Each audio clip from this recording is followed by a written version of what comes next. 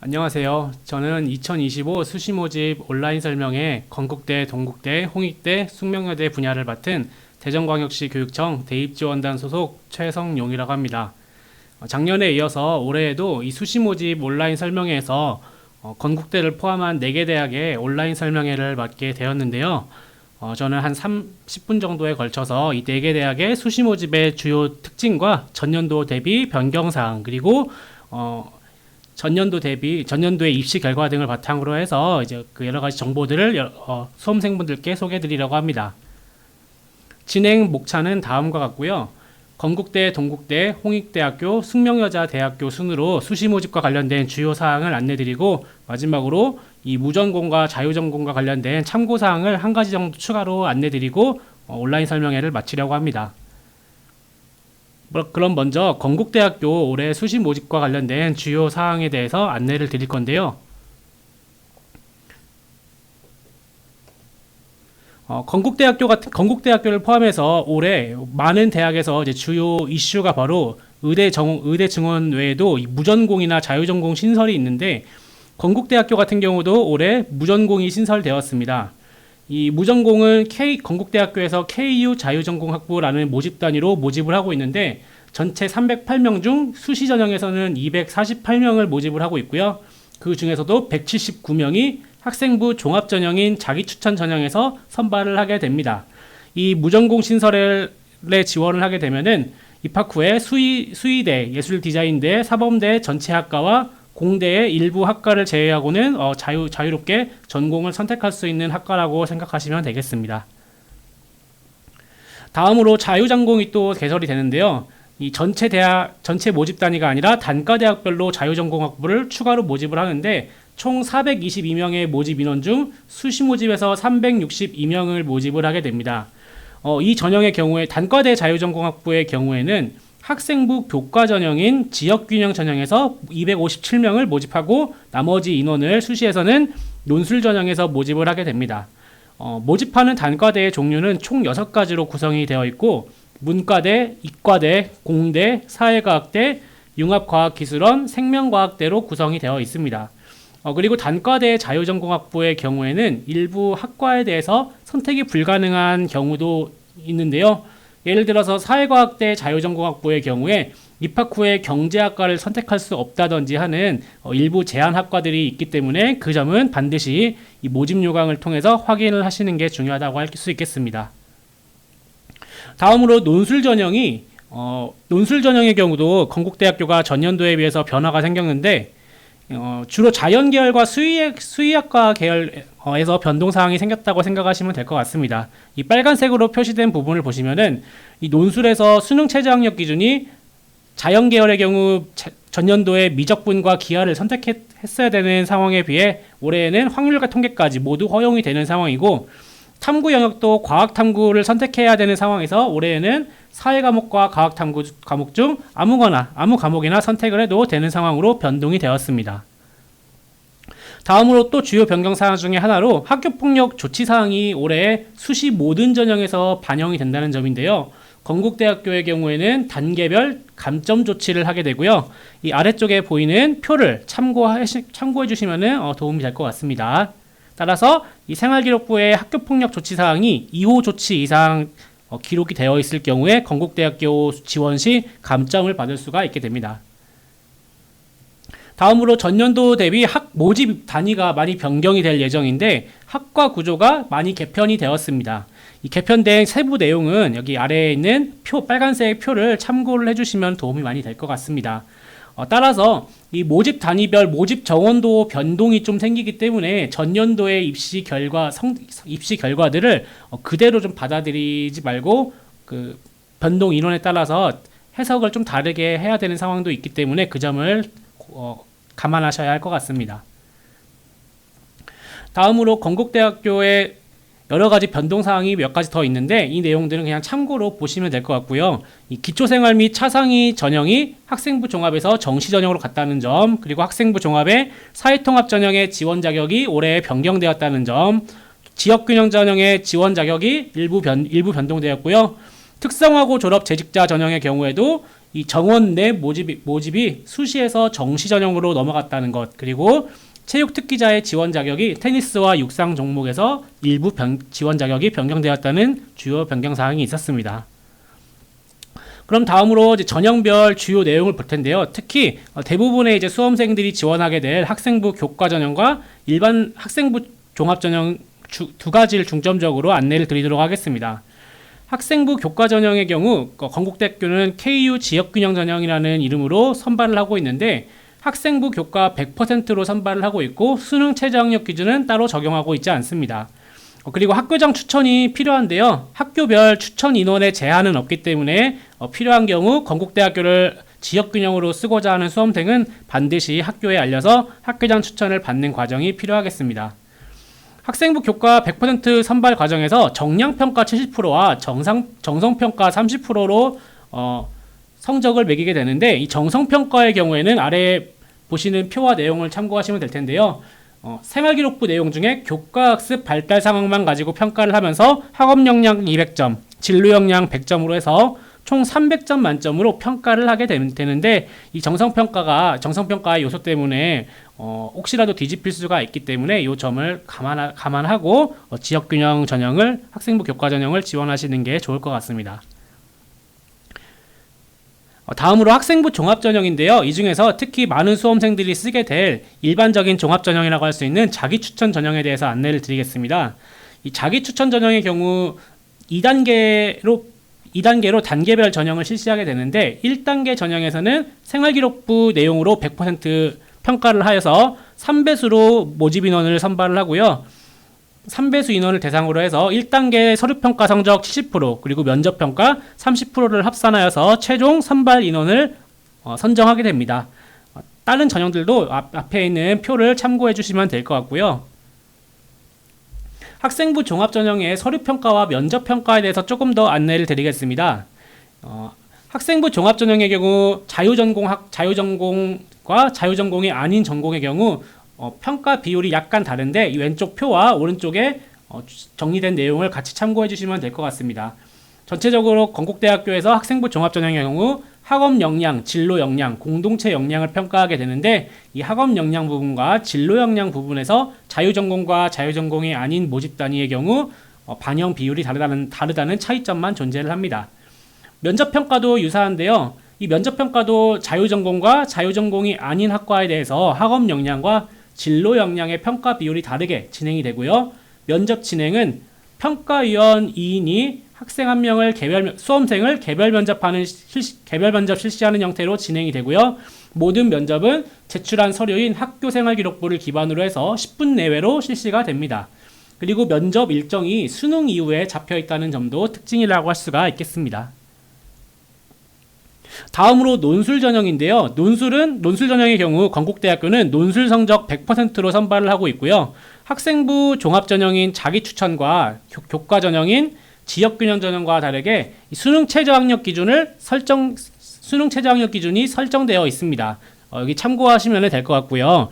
논술 유형의 경우 인문계열은 인문사의 원 논술과 인문사의 투 논술로 구분이 되어 있는데 여기 앞에 내용에 보이시는 것처럼 인문사의 원의 경우에는 문과대학을 위주로, 인문사의 투의 경우에는 사회과학대학, 경영대학, 부동산과학원 모집 단위를 위주로 선발을 하고 있습니다. 출제 범위의 경우 인문사의 원의 경우는 국어와 사회, 인문사의 투의 경우에는 국어, 사회, 그리고 수학 중에 수학원, 수학2, 확률과 통계를 범위로 하여서 문항이 출제가 됩니다. 세부 내용은 앞에 있는 표를 참고해 주시면 될 것 같습니다.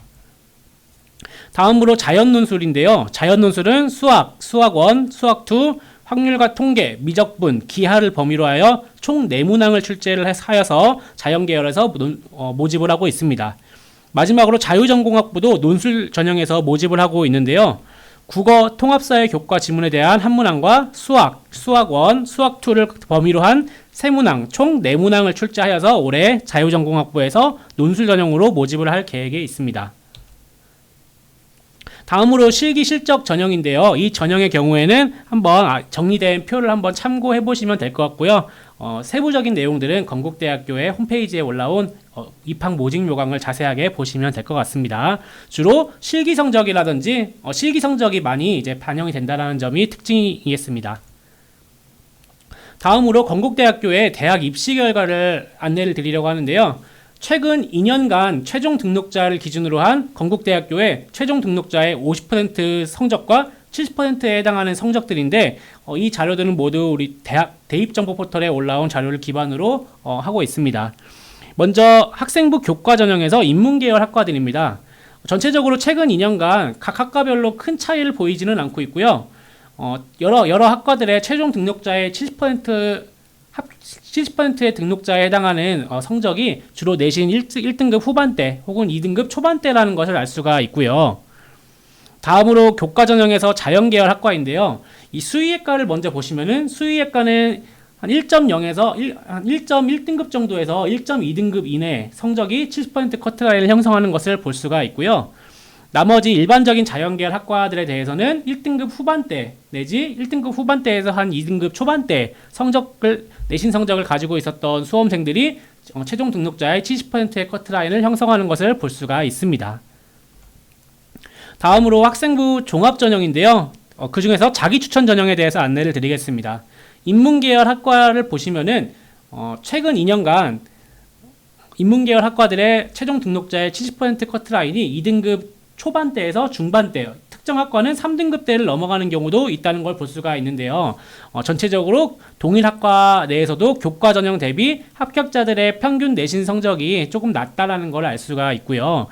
이 앞에 내용을 다시 보시면 아시겠지만 경쟁률의 경우 종합전형이 조금 더 높게 형성이 되어 있어서 많은 수험생들이 지원한 전형이라는 것을 알 수가 있습니다. 다음으로 학생부 종합전형에서 자연계열의 사례인데요. 이 수의학과의 경우에도 앞에 있는 교과 전형의 커트라인보다는 다소 낮아졌다는 걸 볼 수가 있고요. 다른 일반적인 공대나 자연계열 학과들을 보더라도 교과 전형 대비 조금 낮은 합격 성적대를 보여주면서 2등급에서 한 2등급 중반대에 해당하는 내신 성적을 가졌던 수험생들이 70%에 해당하는 성적대라고 할 수가 있겠습니다. 그리고 이 건국대학교에 작년에 지원한 우리 대전의 자사고랑 특목고를 제외한 이제 수험생들의 지원자 결과도 안내를 드리려고 하는데요.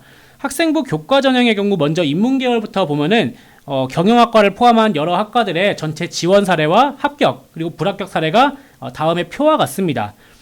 그래서 건국대학교에 관심이 있다면은 대전의 일반 학생들의 지원 사례 최고점이라든지 최저점, 평균점 같은 것들을 참고로 하여서 한번 올해 지원 시 이런 자료들을 참고 자료로 하여서 지원 여부를 지원할 학과라든지 지원할 모집 단위 같은 것들을 고민하는 게 도움이 많이 될 것 같고요. 다음으로 교과 전형에서 자연계열입니다. 역시 마찬가지로 여러 학과들의 합격자와 불합격자, 전체 지원자의 최고점과 최저점, 평균 등급들이 안내되어 있는데 이런 것들을 바탕으로 해서 작년에 건국대학교가 대전 지역에서 이 정도 성적대 학생들이 지원을 했고 이 정도 성적의 학생들이 합격을 했다는 것을 참고 자료로 하여서 지원 여부를 결정하시면 될 것 같습니다.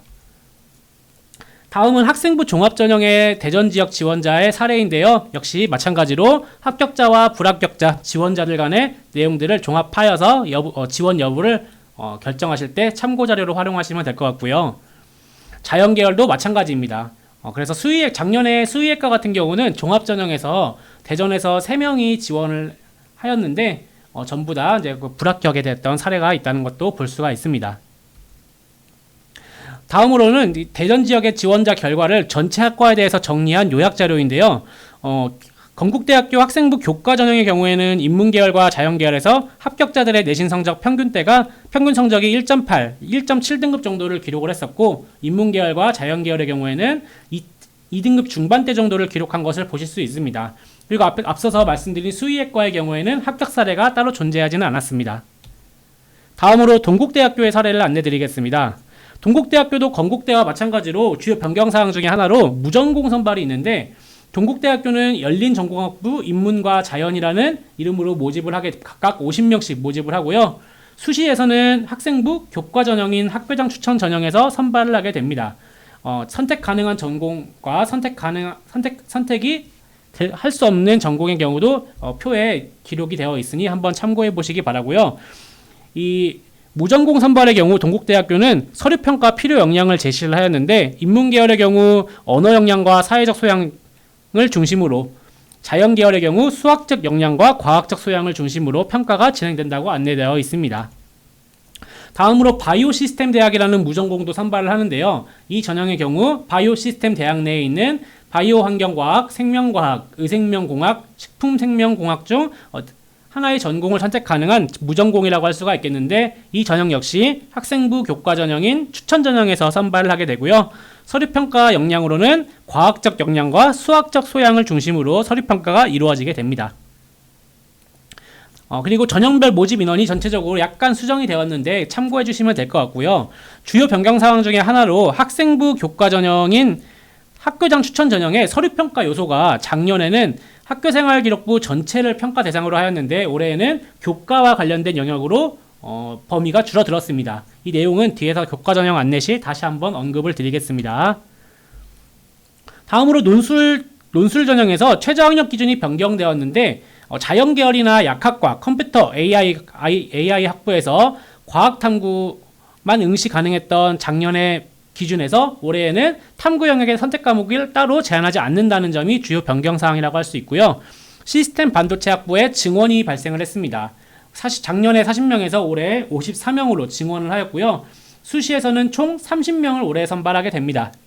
그리고 기회균형 통합 전형의 경우 작년에 5배수로 선발하던 1단계 선발 인원을 4배수로 줄였다는 특징이 있습니다. 그럼 다음으로 동국대학교의 각 전형별 요약 주요 사항인데요.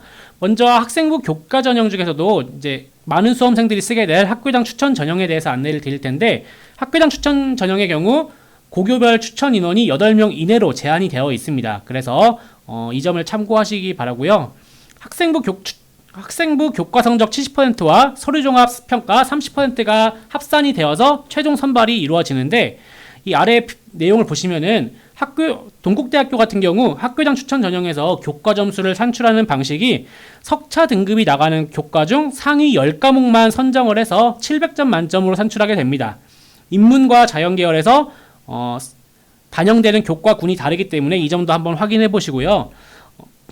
각 과목별 평가 점수를 보시면은 1등급을 맞은 교과가 10점, 2등급이 9.99점, 3등급이 9.95점 등등으로 배점이 되어 있어서 1등급과 2등급, 3등급 간에는 각 점수 차이가 그렇게 큰 편이 아니에요. 그래서 제가 예시를 들어서 안내를 드리는데, 상위 10과목이 모두 1등급인 올 1등급인 경우 700점 만점으로 환산이 되고요. 1등급 5개, 2등급 5개로 해서 환산 등급이 1.5등급이 나오는 사례의 경우 699.65점이 나오게 됩니다. 그리고 올 2등급 10과목이 2등급을 맞더라도 699.3점이 되면서 올 1등급과 1점도 차이가 안 나는 것을 볼 수가 있게 됩니다. 따라서 이 학생부 교과 전형의 경우 교과 성적도 중요하지만 뒤에 나오는 서류종합 평가에서도 서류종합 평가가 실질적으로 많은 영향을 준다는 것을 알 수가 있는데, 학교장 추천 전형의 경우 서류평가 방식은 다음과 같습니다. 전년도 대비 교과 관련 영역으로 평가 범위가 많이 줄었다고 아까 안내를 드렸는데, 올해 평가 요소로는 교과학습 발달 상황, 교과별 세부 능력 특기사항 세특, 그리고 출결 상황과 행동 특성 및 종합 의견까지가 동국대학교 학생부 교과 전형에서 서류종합 평가 요소라고 할 수가 있겠고요. 이 평가 요소는 평가 비율은 학업 역량 50%, 진로 역량 30%, 인성 및 사회성 20%로 평가를 진행을 하게 됩니다. 세부 평가 내용은 왼쪽에 있는 표를 참고해 주시기 바라고요. 다음으로 학생부 종합 전형인데, 여기서 많은 수험생들이 두드림 전형과 두드림 소프트웨어 전형을 아마 쓸 것으로 예상이 되고 있는데요. 이 두드림 전형과 두드림 소프트웨어 전형을 포함한 동국대학교의 학생부 종합 전형은 단계별 전형을 실시를 하고 있고요. 수능 최저 학력 기준은 적용하고 있지 않습니다. 학과별 1단계 선발 인원이 각자 다른데, 아래 보시면은 두드림 전형의 경우 경영학과 전자전기, 정보통신공학의 경우 3.5배수, 나머지 학과들은 4배수를 선발하고 있고요. 두드림 소프트웨어 전형은 컴퓨터 AI 학부에서 선발하는 전형인데 2.5배수로 선발을 하고 있습니다. 그 외에 불교 추천 인재 전형이라든지 기회균형 통합 전형, 특수교육 대상자 전형의 경우 선발 인원도 아래 내용을 참고해 주시기 바랍니다. 그렇게 되면 그러면 두드림 전형 동국대학교 학생부 종합 전형에서 서류 평가 방식을 안내 드릴 텐데 두드림 전형과 두드림 소프트웨어 전형은 거의 평가 요소는 유사한데요. 학업 역량과 전공 적합성에서 평가 비율이 다릅니다. 두드림 전형의 경우 학업 역량과 전공 적합성이 30%와 50%로, 두드림 소프트웨어 전형의 경우 학업 역량과 전공 적합성 평가 비율이 25%와 55%로 설정되어 있는 것을 보실 수 있습니다. 다음으로 동국대학교 학생부 종합전형은 면접을 실시하게 되는데 앞에서 소개드린 건국대학교와 유사합니다. 평가위원 2인 1조가 학교생활기록부를 기반으로 한 10분 내외의 개별 면접을 실시를 하게 되고요. 4가지 평가 요소가 있는데 이 면접에서도 두드림 전형과 두드림 소프트웨어 전형의 경우 발전 가능성과 인성 및 사회성 분야에서 평가 비율이 서로 다르게 설정되어 있다는 점만 차이가 있고 나머지는 비슷하다고 할 수가 있겠습니다. 면접 일정 역시 건국대와 유사하게 수능이 실시된 이후에 면접을 진행을 하게 됩니다. 다음으로 논술 전형인데요. 논술 100%로 선발을 하게 되고 수능 최저학력 기준이 설정이 되어 있는 전형입니다. 각 학과 모집 단위별 수능 최저학력 기준이 조금씩 다르기 때문에 자세한 내용은 수능 최저학력 기준이라고 나와 있는 표를 참고해 주시기 바라고요. 이 논술 유형을 간단하게 말씀드리면 인문계열의 경우 통합교과형 논술 세문항이 현 교육과정인 국어, 사회, 한국사의 공통과목과 일반 선택 과목을 대상 범위로 해서 통합교과형 논술 세문항이 출제가 되고, 자연 논술의 경우에는 현 교육과정의 수학교과 중 공통과목, 일반 선택, 기하를 범위로 해서 수리논술 3개의 문항이 출제가 됩니다. 다음으로 실기실적 전형이 있는데요. 이 실기실적 전형의 경우 세부 모집 단위별 선발하는 인원 및 전형 방식이 서로 상이하기 때문에 이 나와 있는 표를 한번 참고해 보시기 바랍니다. 다음으로 동국대학교의 최근 2년간 입시 결과를 안내를 드리겠습니다. 동국대학교 먼저 학생부 교과 전형인 학교장 추천 전형에서 인문계열 학과들을 볼 텐데요. 이 최근 2년간 각 학과별 최종 등록자의 평균 성적과 최저 성적인데 이 빨간색으로 표시된 숫자들이 아까 말씀드린 동국대학교 환산 방식인 상위 10과목을 기준으로 한 평균 등급이라고 생각하시면 될 것 같습니다. 전체적으로 인문계열의 경우 1등급 중반대 이내로 환산 등급이 산출되는 학생들이 합격을 한 것을 많이 보실 수가 있고요. 다음으로 자연계열인데요. 역시 자연계열도 일반 학과들의 경우에도 1.1등급 중반대 정도의 성적대에서 최종 등록자 중에 최저 성적이 형성되는 것을 볼 수가 있고, 약학과의 경우에는 최근 2년간 합격자 중에 최저 성적이 전부 1.0인 것을 볼 수가 있습니다. 따라서 이 약학과의 경우에는 내신 성적이 아니라 앞에서 말씀드린 서류평가 요소에서 실질적으로는 평가가 갈렸다고 해석을 하시면 될 것 같습니다. 다음으로 학생부 종합전형에서 인문계열의 사례, 두드림 전형의 경우의 사례인데요. 각 학과별 평균 성적과 최저 성적의 학생부 성적을 보시면은 앞에 있는 교과 전형에 비해서 전체 내신 성적대가 많이 내려가 있다는 걸 볼 수가 있고요. 종합전형의 자연계열의 경우에도 이 약학과의 경우에도 전체 평균 성적대가 교과 전형 대비 좀 낮다는 것을 볼 수가 있고, 공대를 포함한 일반 자연계열의 경우에도 합격자들의 평균 성적대가 한 2등급에서 3등급 사이 정도의 학생들이 합격을 하였다는 것을 알 수가 있습니다. 다음으로 대전 지역에서 동국대학교를 작년에 지원한 일반고 학생들의 지원 사례인데요. 역시 앞에 건국대학교의 사례처럼 각 학과별 합격자와 불합격자 그리고 전체 지원자의 최고점이라든지 최저점 그리고 그 사이에 있는 평균값들을 한번 참고하시고 수험생 본인의 내신 성적과 비교를 하여서 지원 가능성을 고민하시면 아마 많은 도움이 될 것 같고요. 현재 보여드리는 표는 작년에 학생부 교과전형에서 인문계열 주요 학과들에 대한 지원 사례입니다. 그리고 다음 표는 학생부 교과 전형에서 자연계열에 지원한 작년 지원 사례이고요. 약학과의 경우에는 현재 지금 앞에 내용도 그렇고 현재 내용도 그렇고 동국대학교 학생부 교과 전형 방식으로 환산 등급을 산출한 것인데 1.0 등급으로 환산 등급이 산출되는 3명의 학생이 지원을 하여서 작년에 3명 모두 불합격한 사례를 볼 수가 있습니다. 다음으로 학생부 종합전형인 두드림 전형에 지원한 사례인데요. 인문계열의 경우에도 다음과 같이 합격과 불합격의 사례들이 있으니 본인의 내신 성적과 이 사례들을 한번 비교해 보시면 유의미한 활동이 될 것 같습니다. 다음으로 종합전형에서 자연계열입니다. 두드림 전형과 두드림 소프트웨어 전형의 사례인데요. 약학과의 경우에도 1.56등급 내신 성적이 1.56등급이었던 수험생이 지원하여서 불합격한 사례 한 사례가 있고요. 나머지 자연계열의 사례들도 한번 불합격과 합격의 사례들을 참고하시면 도움이 많이 될 것 같습니다. 정리를 다시 한번 하면은 대전 지역에서 전년도에 동국대학교 학생부 교과 전형의 경우 인문계열과 자연계열에 합격한 수험생들의 평균 성적대가 1.3등급 정도가 되는 걸 볼 수가 있었고요. 종합전형의 경우에는 인문계열과 자연계열에서 합격한 수험생들의 평균 내신 성적대가 한 2.4등급 정도의 성적을 보이는 것을 알 수가 있습니다. 보이는 것을 알 수가 있습니다. 그리고 이 의학학 계열인 동국대학교 약학과의 경우에는 교과전형과 종합전형에서 모두 지원하였으나 합격한 사례는 작년에 존재하지 않았습니다. 다음으로 홍익대학교에 대한 수시 모집에 대해서 안내를 드리겠습니다.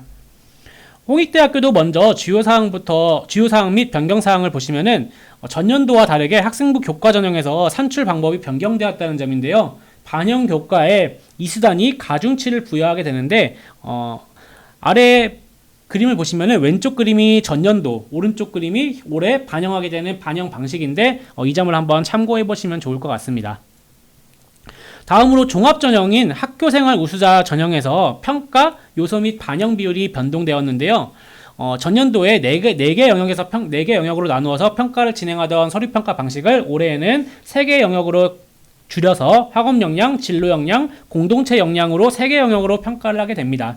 세부 평가 항목 및 내용들은 아래에 있는 표들을 참고해 보시면 좋을 것 같습니다. 다음으로 학생부 종합전형에서 동점자 처리 기준이 조금 변동이 되었고요. 공연예술 우수자 전형에서 정시 2명, 수시 18명으로 작년에 모집하던 것을 올해에는 수시 20명으로 모집하게 됩니다. 그러면 홍익대학교의 각 전형별 주요 사항에 대해서 안내를 드릴 텐데 먼저 학교장 추천 전형에 대해서 안내를 드리겠습니다. 홍익대학교는 서울 캠퍼스와 세종 캠퍼스로 나뉘게 되는데 그 중에서 서울에 위치한 학교장 추천자 전형에 대해서 안내를 드리겠습니다. 홍익대학교의 학교장 추천자 전형의 경우 학생부 교과 100%로 평가를 하게 되고요. 건국대와 동국대와는 다르게 수능 최저학력 기준이 설정이 되어 있습니다. 특히 자연계열과 캠퍼스 자율전공 자연예능 모집단위의 경우 수학에서 미적분이나 기하 그리고 과학탐구를 선택해야 된다는 점이 있기 때문에 이 점을 참고하시기 바라고요. 학교별 추천 인원이 10명 이내로 설정이 되어 있기 때문에 이 학교별 추천 인원도 알고 있으시면 도움이 많이 될 것 같습니다. 다음으로 학생부 종합전형인데요. 가장 일반적인 학생부 종합전형인 학교생활 우수자 전형은 서울 캠퍼스에서는 467명, 세종 캠퍼스에서는 236명을 선발을 하고 있고 학교생활 기록부 100%로 평가를 하게 됩니다. 서울 캠퍼스의 경우 수능 최저학력 기준이 설정이 되어 있고 특히 앞에서 안내한 것과 유사하게 자연계열의 경우에는 수학에서 미적분이나 기하 그리고 탐구 영역에서 과학 과목들을 선택을 해야 한다는 점이 있고요. 세종 캠퍼스의 경우에는 학생부 종합전형의 경우 따로 수능 최저학력 기준은 설정되어 있지 않습니다. 그리고 면접을 실시하지 않는 종합전형이기 때문에 이 점을 참고하시기 바랍니다. 다음으로 학생부 종합전형의 다른 여러가지 전형들인데요. 고른기회 1, 고른기회 2, 기초생활수급자, 차상위계층, 특성화고졸 재직자 전형 등이 있는데 모두 수능 최저학력 기준은 적용하고 있지 않고 학교생활기록부 서류평가 100%로 모집을 하게 됩니다. 다음으로 홍익대학교의 논술 전형인데요. 서울 캠퍼스에서는 384명, 세종에서 122명을 모집을 하고 있고 논술 성적 90%와 학생부 교과 성적 10%를 합산하여 최종 선발을 하게 되는데 역시 수능 최저 학력 기준이 설정되어 있다는 점 참고하시기 바라고요. 논술 유형을 보시면은 서울 캠퍼스의 경우 인문계열의 경우 인문사회 분야의 통합 교과형 지문을 출제를 하게 되고요. 국어와 사회의 공통 과목 및 일반 선택 과목을 범위로 하여서 총 2개에서 4개 사이의 제시문이 출제가 됩니다. 세부 범위 과목들은 아래의 내용들을 참고를 해주시고요. 다음으로 서울 캠퍼스의 자연계열 논술입니다. 수학적 능력을 평가하기 위한 2개에서 4개 사이의 제시문이 출제가 되고요. 수학 1, 수학 2, 미적분, 확률과 통계, 기하를 범위로 하여서 출제가 됩니다. 그리고 세종 캠퍼스의 경우는 논술 유형이 약간 다른데 자연계열에서 모집을 하고요. 수학 1과 수학 2를 범위로 하여서 교과서나 EBS, 수능 교재 등을 변형한 총 7개의 문항을 출제하여서 선발을 하게 된다는 특징이 있겠습니다. 다음으로 실기실적 전형인데요. 이 전형들도 다른 대학들과 유사하게 각 전형별 평가 요소 및 반영 비율이 각각 상이하기 때문에 이 점을 이 전형들에 관심 있는 학생들은 모집 요강을 자세하게 읽어보는 것이 중요하고요. 참고로 공연예술 우수자 전형의 경우 뮤지컬 전공은 8배수, 실용음악 전공은 10배수로 선발을 하게 됩니다. 수능 최저 학력 기준은 모두 적용하고 있지 않습니다. 다음으로 홍익대학교의 최근 2년간 대학 입시 결과인데요. 역시 최종 등록자를 기준으로 안내를 드릴 거고요. 최근 2년간 최종 등록자의 평균 성적과 70% 커트라인에 해당하는 성적을 한번 인문계열의 주요 학과에 대해서 보시면 도움이 많이 될 것 같습니다. 현재 보여드리는 표는 학생부 교과 전형인 학교장 추천 전형에서 최근 2년간 입시 결과입니다. 다음으로 학교장 추천 전형인 학생부 교과 전형에서 자연계열 학과들의 최근 2년간의 입시 결과이고요. 지금 보이는 내용은 학생부 종합전형 중 학교생활 우수자 전형에 해당하는 최근 2년간 인문계열 학과들의 최종 등록자의 평균 성적과 70% 커트라인에 해당하는 성적인데요. 역시 마찬가지로 교과 전형 대비 합격자들의 내신 평균 성적대라든지 70% 커트라인의 성적대가 낮다는 것을 알 수가 있고요. 다음으로 자연계열입니다. 자연계열도 역시 이 표에 있는 내용들을 참고해 주시면 도움이 많이 될 것 같습니다. 다음으로 앞에서 다른 대학들과 마찬가지로 대전 지역의 전년도 지원 사례에 대해서 안내를 드리려고 하는데요. 학생부 종합전형에서 인문계열을 보시면은 다음과 같은 합격 및 불합격 지원 사례가 있다는 것을 보실 수 있습니다.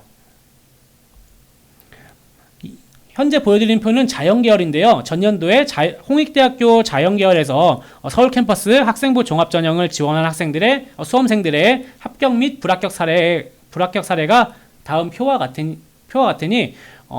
홍익대학교에 관심이 있는 수험생분들은 본인의 내신 성적과 전년도의 지원 사례와 비교를 해 보시면서 본인의 위치를 파악하시면 도움이 많이 될 것 같습니다. 다시 한번 정리해드리는 자료인데요. 전년도의 대전 지역에서 홍익대학교를 학생부 종합으로 지원한 사례의 평균 사례입니다. 인문계열과 자연계열에서 합격한 수험생들의 평균 성적대가 한 2.3등급 정도의 내신 성적대를 보이는 학생들이 합격을 했다는 사례를 알 수가 있습니다. 마지막으로 숙명여대와 관련된 수시 모집 사항들을 안내를 드릴 텐데요. 숙명여대의 경우 학생부 종합전형에서 전년도 대비 전형이 많이 통합되었습니다. 전년도에 학과별 일부 학과는 면접, 일부 학과는 서류형으로 모집하던 전형에서 올해에는 숙명인재 면접형으로 모두 면접을 보는 방식으로 통합을 하였고요. 학생부 종합전형이 신설되었는데요. 전년도에 숙명 디지털 융합인재 전형으로 서류 100%로 평가하던 방식을 올해 소프트웨어 인재 전형이라는 전형으로 신설해서 전년도에는 5개 학과에 대해서 선발을 하였는데 올해에는 지능형 전자시스템 전공과 신소재 물리 전공을 숙명인재 면접형 전형으로 옮기고 인공지능학부, 컴퓨터과학 전공, 데이터 사이언스 전공인 3개 학과에 대해서 올해 소프트웨어 인재 전형으로 모집을 하게 됩니다. 그리고 숙명여대의 경우에도 무전공 선발이 있는데 이 숙명여대는 앞에서 안내드린 건국대, 동국대와는 다르게 정시 전형에서만 모집을 하게 됩니다. 첨단공학부와 자유전공학부라는 이름의 무전공을 선발하는데 올해 정시 전형 나군에서 선발을 한다는 특징이 있겠습니다. 다음으로 학교폭력 조치사항이 숙명여대의 경우에도 올해 수시 전형에서 반영이 되고 있는데요. 학생부 종합전형에서는 모든 전형에 대해서 학교폭력 기재사항이 정성평가로 활용이 되고 학생부 교과전형이 중요한데요. 학생부 교과전형인 지역균형 선발에서 학교폭력 조치사항이 기재된 수험생들은 학교장 추천이 불가하다는 사항이 올해 적용이 되기 때문에 이 점을 꼭 참고하시기 바랍니다. 그리고 수능 최저학력 기준이 역시 변경이 다른 대학과 유사하게 되었는데요. 이 자연계열과 특히 자연계열에서 전년도에 수학에서 미적분이나 기하, 탐구 영역에서 과학을 선택했어야 되는 상황과 다르게 올해에는 따로 전체 모집 단위에서 선택 과목이 지정되어 있지 않습니다. 그리고 논술 전형에서 전년도에 약학부를 선발하지 않던 것과 다르게 올해에는 4명을 모집하게 됩니다. 최저학력 기준은 수학을 포함해서 세계합 4등급 이내로 들어오게 되면 최저학력 기준을 충족하게 되고요. 실기시험에서 일부 학과의 모집 단위에 대해서 변동사항이 있습니다. 음악대학에서 실기시험 축소라든지 미술대학에서 실기 과목이 일부 변동됐다는 점이 있는데 앞에 있는 표를 참고해 주시기 바랍니다. 다음으로 숙명여대의 전형별 주요 사항인데요. 먼저 학생부 교과전형에서 지역균형 전형에 대해서 보시면은 학교생활기록부 교과성적 100%로 선발을 하게 되는데 수능 최저학력 기준이 적용이 됩니다. 약학부의 경우 수학을 포함한 3개 합 5등급, 나머지 학과에 대해서는 2개 합 5등급 이내로 들어와야 수능 최저학력 기준을 충족하게 되고요. 학교장 추천이 역시 필요하고요. 학교별 추천 인원의 제한은 따로 없습니다. 그리고 앞서 말씀드린 것처럼 학교폭력 조치사항 기재가 되어 있는 경우에 추천이 불가하다는 특징이 있습니다. 다음으로 학생부 종합전형인데요.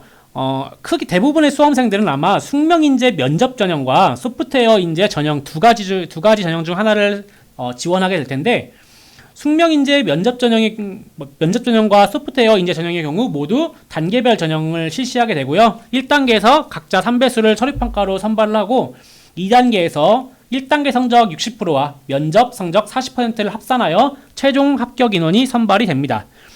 앞에서 말씀드렸지만 소프트웨어 인재 전형의 경우 인공지능학부, 컴퓨터과학 전공, 데이터 사이언스 전공 이 3개 학과에 대해서 모집하는 전형이라고 생각하시면 되고요. 인문계열과 자연계열의 모집 단위 중 앞에서 말씀드린 3개 학과를 제외한 나머지 학과들이 숙명인재 면접형 전형에서 선발하는 학과라고 할 수 있겠습니다. 학생부 종합전형인 이 두 전형에 대해서는 수능 최저학력 기준을 적용하고 있지 않습니다.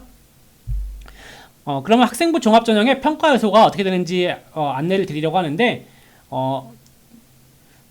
서류평가 요소로는 진로 역량과 탐구 역량, 공동체 의식, 회복 능력으로 평가를 하게 되고요. 진로 역량과 탐구 역량에서 각각 45%와 35%로 높은 비율로 높은 배점이 되어 있고요. 면접 전형의 경우도 왼쪽에 있는 아래쪽에 표를 참고해 주시면 될 것 같습니다. 평가위원 2인이 약 10분에서 15분 사이로 제출한 서류인 학교생활기록부를 기반으로 해서 면접을 실시하고요. 면접 일정은 앞에서 말씀드린 대학들과 유사하게 수능 이후에 면접이 진행이 된다는 점이 있습니다. 다음으로 나머지 학생부 종합전형들도 간단하게 안내를 드리면은 농어촌 전형, 특성화고 출신자 전형, 특성화고 졸 재직자 전형, 그리고 특수교육 대상자 전형의 경우 모두 수능 최저학력 기준을 적용하고 있지 않고요. 특수교육 대상자 전형의 경우는 단계별 전형, 나머지 전형의 경우는 서류 100%로 선발을 하고 있습니다. 다음으로 논술 전형입니다. 논술 전형의 경우 논술 성적 90%와 학생부 교과 성적 10%를 합산하여서 선발을 하고 있고요. 앞서 말씀드린 것처럼 약학부의 경우 수학을 포함한 3개 합 4등급 이내, 나머지 학과들에 대해서는 2개 합 5등급 이내에 수능 최저학력 기준이 적용이 되고 있습니다. 논술 유형을 간단하게 보시면 인문계열 학과들과 의료학과의 경우에는 통합 논술 두 문항을 2015 현 교육과정, 개정교육과정 내 공통과목과 일반 선택 과목을 대상으로 해서 출제를 하고요. 의료학과를 제외한 자연계열의 경우에는 수리적 능력을 평가하는 세 문항이 출제가 되는데 출제 범위는 현 교육과정의 수학교과 공통과목 및 일반 선택 과목, 구체적으로 수학, 수학원, 수학2, 미적분이 출제 범위가 되겠습니다. 다음으로 실기 전형인데요. 앞서서 설명드린 다른 대학교들처럼 각 모집 단위별 평가 요소 및 반영 방식이 각자 다르기 때문에 이 표와 구체적으로 궁금한 수험생분들은 숙명여자대학교의 수시 모집 요강을 좀 더 참고해 보시면 도움이 될 것 같습니다. 다음으로 숙명여대의 최근 2년간 대학 입시 결과인데요. 왼쪽에 있는 표가 인문계열, 오른쪽에 있는 표가 자연계열인데 최근 2년간 인문계열의 경우 합격자들의 최종 등록자의 평균 성적대가 1등급 후반대에서 2등급 초반대의 성적을 보이고 있고, 자연계열의 경우에는 약학부의 경우 1.1등급대, 그리고 나머지 일반적인 자연계열 학과들에 대해서는 역시 1등급 후반대에서 2등급 초반대의 내신 성적을 가진 학생들이 학생부 교과전형, 지역균형 전형을 통해서 자연계열의 학과들로 입학하는 것을 볼 수가 있습니다. 다음으로 학생부 종합전형인데요. 인문계열의 경우 최근 2년간 2등급 중반대에서 3등급 정도의 3등급 초반대의 학생들이 최근 2년간 학생부 종합전형으로 숙명여대의 주요 학과들을 입학한 평균 성적이 나오고 있는 것을 보실 수 있고요. 이 자연계열의 경우에는 최근 숙명여대에서 자연계열 모집 단위의 경우 여러 전형이 계속 바뀌면서 여러 가지 전형이 섞여 있는데 아래에 각 학과별 선발 전형이 구체적으로 나와 있으니 이 점 참고하시면서 봐주시고요. 이 약학부의 경우에는 최근 2년간 1.1등급 후반대, 그리고 나머지 학과들에 대해서는 2등급 중반대부터 2등급 후반대까지의 학생들이 최종 등록자의 평균 성적을 보여주고 있습니다. 다음으로 이제 전년도에 대전 지역의 숙명여대 지원 사례를 또 안내를 드릴 텐데요. 먼저 학생부 종합전형의 인문계열을 보시면은 합격과 불합격 사례, 그리고 전체 지원 사례가 다음과 같습니다. 역시 앞에서와 유사하게 본인의 내신 성적과 이 표를 비교해 보시면서 나의 지원 위치를 한번 간접적으로 파악하는 데 도움이 많이 될 것 같고요. 다음으로 학생부 종합전형의 자연계열 사례입니다. 역시 자연계열의 경우는 각 전공별 전형이 서로 다르다는 점을 좀 감안하셔서 현재 자신의 성적, 본인의 수험생의 내신 성적과 비교를 해보시면 아마 도움이 많이 될 것 같고요. 이 약학부의 경우 전년도에 대전에서 학생부 종합전형에서 총 10명이 지원을 하였고, 최고 성적에 해당하는 수험생이 1.56등급, 그리고 평균적으로 2.20 등급 정도의 수험생들이 약학부에 10명이 지원하였는데 이 10명 중 합격 사례는 없었다는 점이 특징이겠습니다. 전체적으로 평균 자료를 보시면은 전년도에 숙명여대에서 인문과 자연계열에서 합격한 수험생들의 평균 성적이 2.48등급 정도, 그리고 의학학 계열인 약학부의 경우에는 아까 앞에서 말씀드린 것처럼 합격 사례는 따로 존재하지 않습니다. 네, 마지막으로 무전공과 자유전공과 관련된 참고사항을 간단히 안내드리고 마치도록 할 건데요. 올해 많은 대학에서 무전공과 자유전공이 신설되었는데, 이 수시에서 무전공이나 자유전공을 선발하는 경우에는 전년도 대비 학부 혹은 학과 모집 단위 인원이 많이 변경되는 경우가 많습니다. 따라서 전년도나 2년 전 입시 결과와 나의 위치를 비교할 때 모집 인원이 줄어드는 경우 그 점을 반드시 고려를 하여서 나의 위치를 가늠하시는 게 많이 중요하고요. 앞서 말씀드린 것처럼 숙명여대의 경우에는 올해 자유전공이나 무전공의 경우 정시에서만 선발을 하기 때문에 이 왼쪽이 이전 모집 요강, 그리고 오른쪽이 올해 모집 요강인데 각 학과별 모집 인원이 거의 차이가 없다는 걸 볼 수가 있습니다. 반면 건국대의 경우는 앞서 말씀드린 것처럼 두 가지의 자유전공이나 무전공 계열을 자기추천 전형과 지역균형 전형, 종합전형과 교과전형에서 나누어서 선발을 한다고 말씀드렸는데 비슷한 학과, 동일 학과 대비 왼쪽에 전년도 모집 인원과 오른쪽에 있는 올해 모집 인원을 비교해 보시면 확연히 줄었다는 것을 보실 수가 있을 겁니다. 따라서 전년도에 70%에 해당하는 전년도의 평균 성적이라든지 70% 커트라인에 해당하는 성적대가 올해에는 달라질 수도 있다. 이런 점들을 충분히 감안하셔서 입시 결과들을 종합하시는 게 도움이 많이 될 것 같습니다. 동국대학교도 마찬가지인데요. 동국대학교도 올해 자유전공 두 가지 계열을 모두 학교장 추천 전형에서 모집을 한다고 말씀을 드렸는데, 역시 전년도와 올해 모집 인원을 왼쪽과 오른쪽에 있는 전년도와 올해 모집 인원을 비교를 해보시면 전체적으로 올해 동일 학과에서 모집 인원이 감소했다는 걸 바로 아실 수가 있는데, 역시 이 점들 반드시 참고하시는 게 도움이 많이 될 것 같습니다. 지금 이렇게 각 4개 대학교의 전년도 입시 결과들 그리고 핵심 내용들을 안내를 드리면서 올해 이 숙명여대, 건국대, 동국대, 홍익대를 지원하려는 수험생들이 알아야 할 주요 사항에 대해서 안내를 드렸고 무전공과 자유전공에 대한 주요 유의사항까지 안내를 드렸는데요. 올해 3학년 1학기 성적까지 모두 나오게 되면은 이제 본인의 성적을 바탕으로 해서 여러 가지 이 온라인 설명의 자료를 포함한 여러 가지 설명 자료들을 참고로 하여서 본인이 원하고자 진학하고자 하는 대학에 잘 지원하였으면 좋겠습니다. 저는 그럼 이제 이것으로 2025 수시 모집 온라인 설명회 건국대, 동국대, 홍익대, 숙명여대와 관련된 설명회를 마치도록 하겠습니다. 감사합니다.